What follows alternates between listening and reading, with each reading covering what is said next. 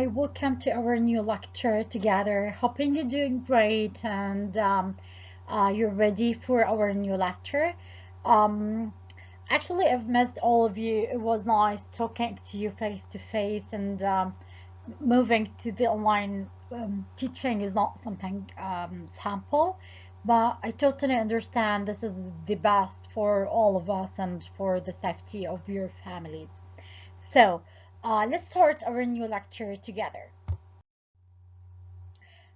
We started to talk about the scholars and thinkers who started to talk and discuss political science and political phenomena. Now we're going to talk more about how we're gonna perceive and understand the modern democracy in 21st century, and how we're gonna observe the differences in the various perspective for each feature, and how things change from Rousseau, all the previous scholars, and how democracy actually developed through this century.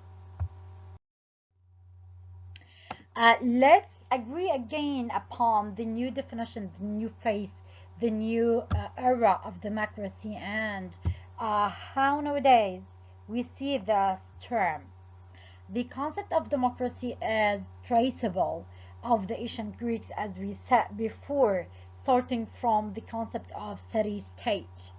The word democracy is derived from several concepts and translated to several perspectives, as we said previously. Um, the only thing that I want you to remember about this, that each era, each century, each community developed their own definition for democracy based on how they understand it, how they created and developed their communities. And the result of the historical, economic, cultural, political changes, they created their own perspective and version of democracy. But in spite of all these changes and various perspectives, there's still a tiny problem with democracy.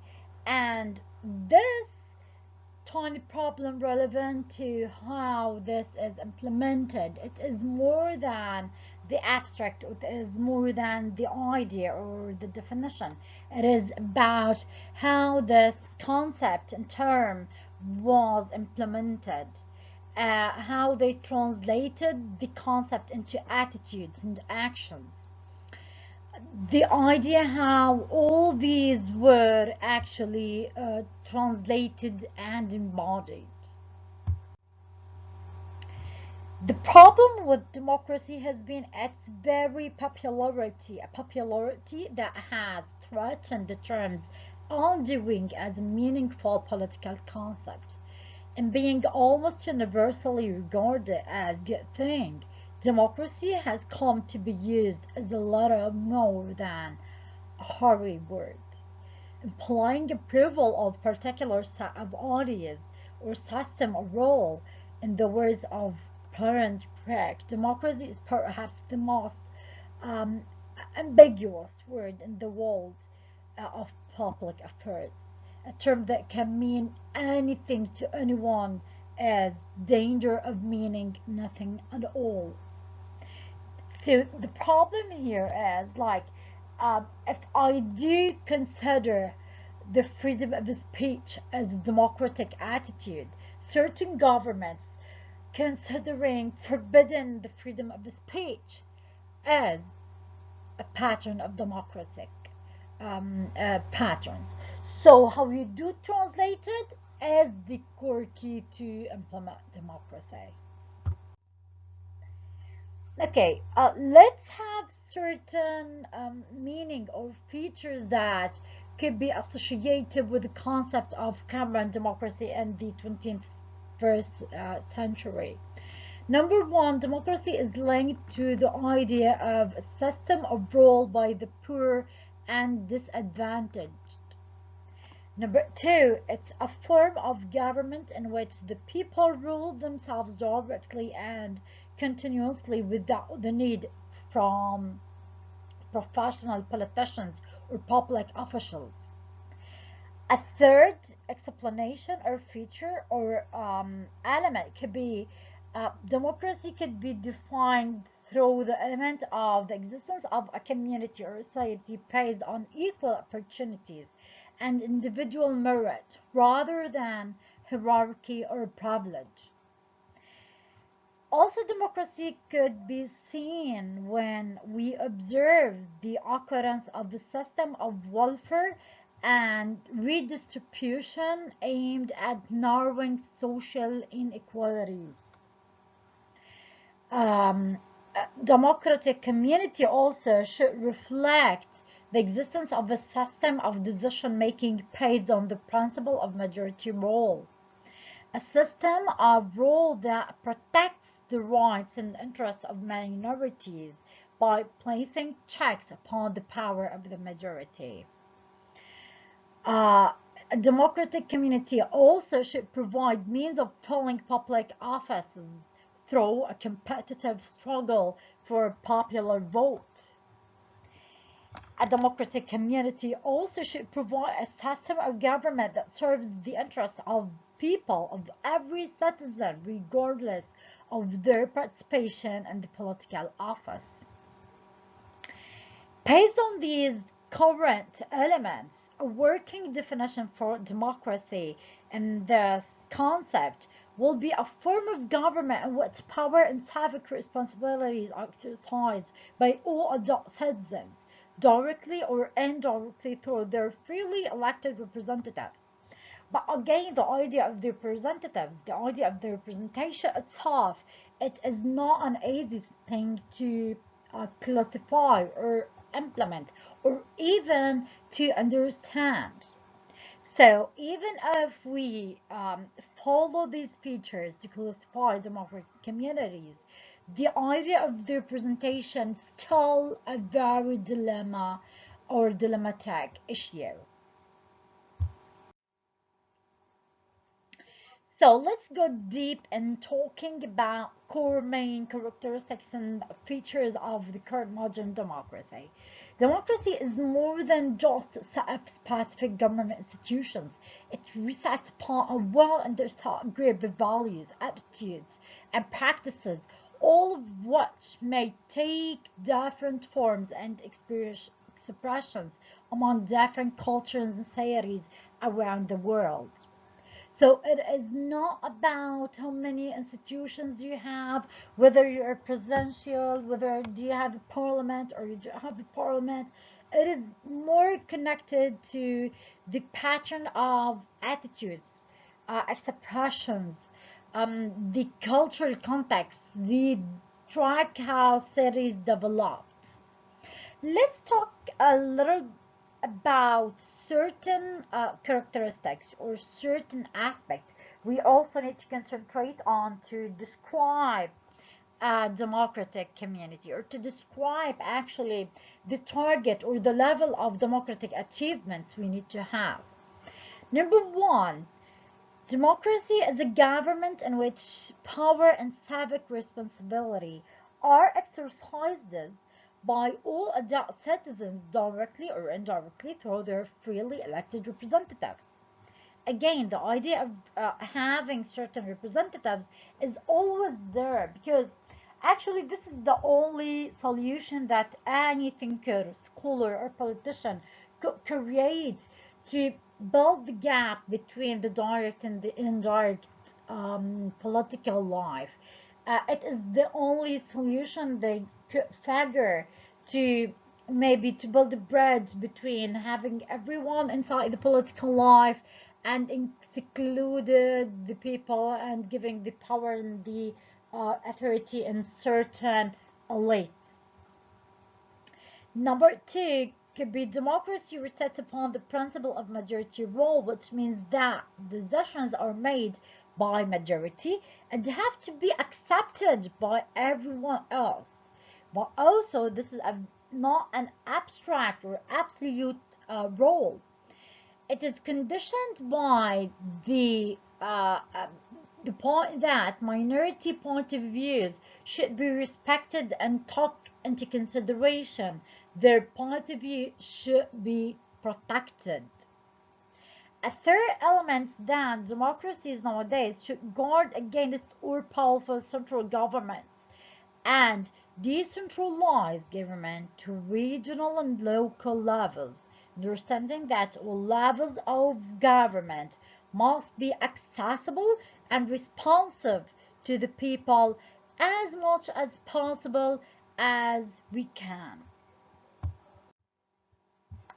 A fourth element that democracies understand that one of their prime functions is to protect such basic human rights as freedom of speech and religion, the right to equal protection under the law, and the opportunity to organize and participate fully in the political, economic, and cultural life in the community. Democracies conduct regular, free, fair elections open to everyone. Again, it is the idea of voting age. Citizens in a democracy have not only rights but also responsibilities to practice. Democratic communities are committed to the values of tolerance, cooperation, and compromise. We talked about these principles in the previous or in the early lectures, maybe in lecture 3. But the thing that changed here, it turned to be part of the constitutions. It turned to be part of something, norms and laws. It is not only how philosophers see it. It is more bound.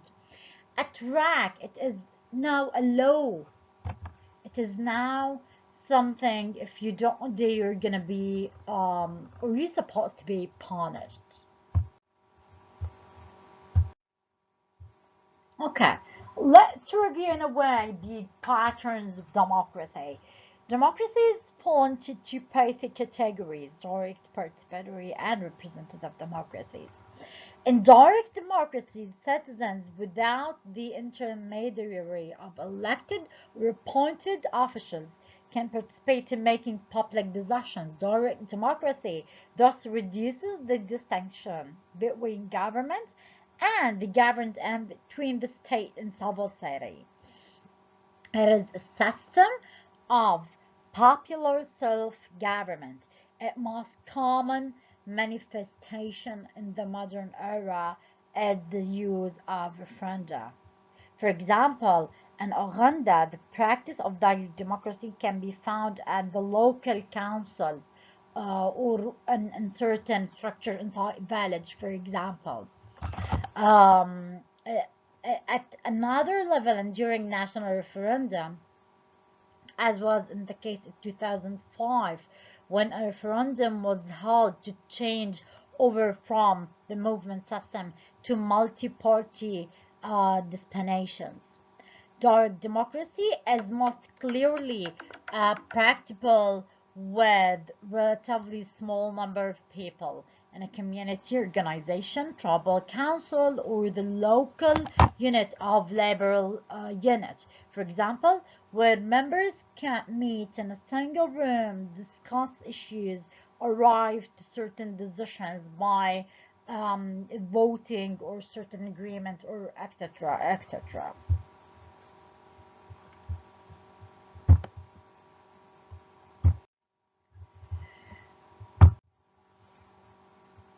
However, today, as in the past, the most common form of democracy, whether for a town of, for example, 50,000 or a nation of 50 million people, is representative democracy, in which the citizens elect officials to make political decisions, formulate laws, and administrate programs for the public good. This type of democracy is limited and indirect. It is limited in the sense that popular participation in government is frequent and brief, being restricted to the act of voting every few years. It is indirect in that public do exercise power themselves. They merely select those who will rule on their behalf. This form of rule as democratic only insofar as representation establishes a reliable and effective link between the government and the governed, between the state and the people. How this could be implemented, in which sense we can have a balance between these, this is the questions that every scholar in political science is trying to answer. Let's go quickly on or talk quickly about the principles of modern democratic rule. These are some referred to as the parallel stance or principles of democratic role. They differentiate democratic role from any other types of government. Any democracy around the world can be evaluated on the basis of these principles. Number one, citizen participation. This means that citizens are part and a core element of any decision-making process and matters that affect them. Communication as two-way consultative process. Number two, equality. This means equality before the law, equality of opportunity in economic life, and political life, and social life, and realization of individual capacities without regard to one's race, gender, ethnic background, religious perspective, etc., etc. Number three, political tolerance. This means the ruling masses are mindful and respectful of the interests of minority. While there may be differences between the people by way of race, religion, distance, cultural background, the race, any culture they rise above, such differences and give room and the space for discussion, debate, and accommodation of various different points of view and perspective. So it is the idea of having the tolerant landscape of political shape. And actually, this is one of the most difficult aspects to achieve.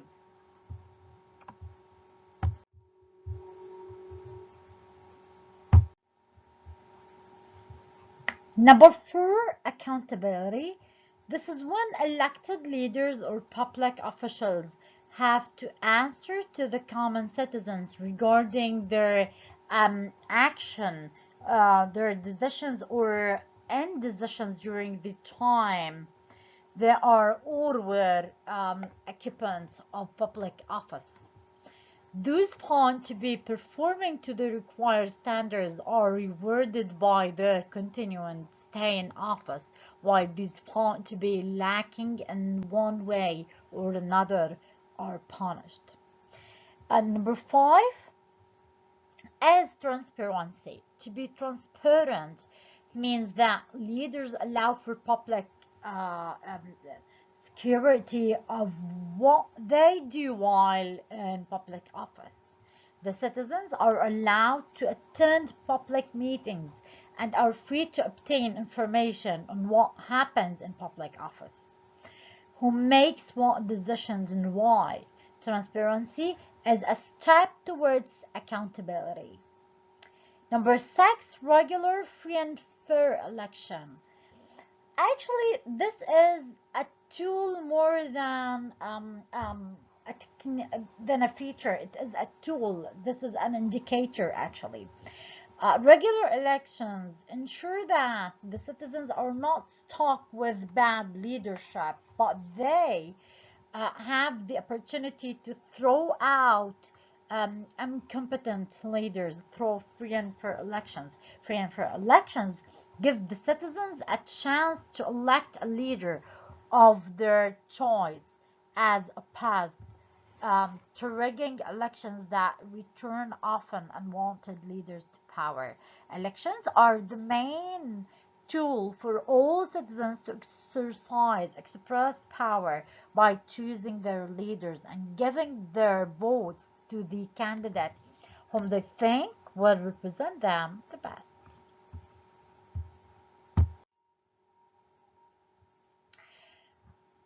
We need also to talk about the economic freedom here. It is very important to talk about economic freedom. How and why do we need to talk about economic freedom? Actually, this is one of the most important things to talk about. Do you remember when we talked previously about the progress between liberal and Marxist and how economy is controlling political and vice versa, and how there's a strong relation between economics and political science?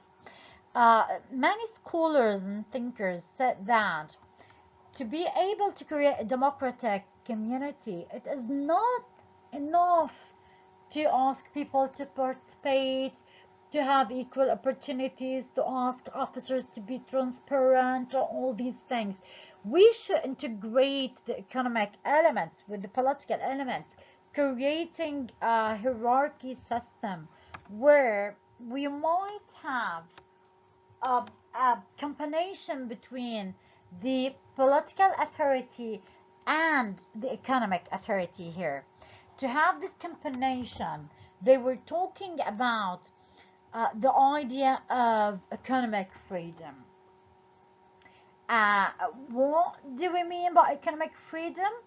It is like to to have the opportunity to observe the economic progress from their perspective. Economically handicapped citizens are the ones prone to all types of abuse, as they lack the economic base to meet the basic necessities of life.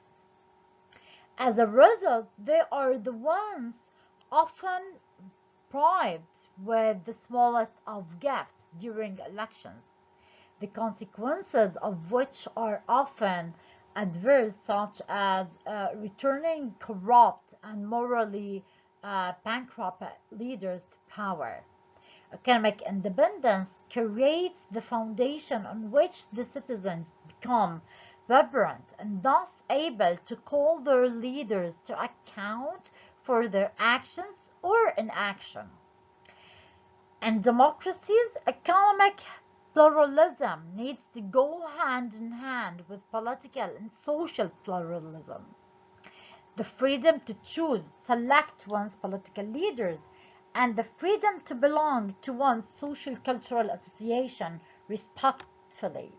But again, if people are in need, if people are poor, if they don't have the capacity to buy their own basic needs, definitely they will not be independent in their political perspectives. They will not elect people based on, let's say, moral or in a rational way. Definitely they will follow, or they will be affiliated to whoever will pay the more. They will definitely will follow political leaders or political parties who will abuse their needs, who will make use of this need and collect their votes.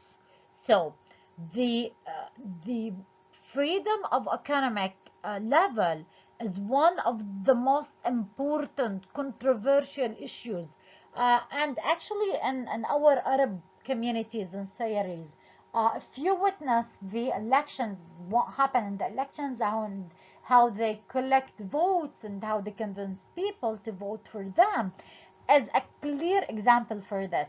If someone is financially independent and strongly uh, could support his family financially, so definitely he or she will never follow any leader just because they bought him or her food, or give him some money, or some material, or other supplementary issues. So here we're talking about three levels of pluralism. We're talking about economic pluralism, social pluralism, and political pluralism. Without economic stability, without enhancing the citizens' economic situation, there is no democracy. Another important features here is the control of the abuse of power. Any government without checks and balances on its powers is likely to abuse those powers. The most common form of abuse of power is corruption by government officials. Control of abuse of power can be achieved through a number of ways, for example, by way of separation of powers. And this is one of the most important and modern themes and concepts, notions, like to separate between powers, to create a new channel, how to separate between power, how you're gonna see the communities and distribute the communities. You should create a very restricted boundaries between the three powers, the three arms of the government, the legislative, the executive, the judiciary, and this should be implemented by ensuring the independence of each of these three authorities and powers. Another way is by creating certain institutions such as the government ombudsman, inspector of government in the case of Uganda, for example, which watches over the performance of government officials in relation to the agreed standards and ethics. It is like creating a new, let's say, firm to observe the performance not only of the executive authority but also the entire three authorities. So, the economic freedom, the control of abuse of power are the new modern principles that were added to make the new face of democracy more clear, accurate, and precise. Thank you so much for joining me in this lecture. I just want to say this lecture was a joint, is a refreshing between the theoretical track we started to talk about in the early lectures and building upon it the new features of modern democracy. It is very important to see how this is an accumulative process. We're going to complete the features and the elements in the coming lecture. Meanwhile, please be safe, take care, and see you soon.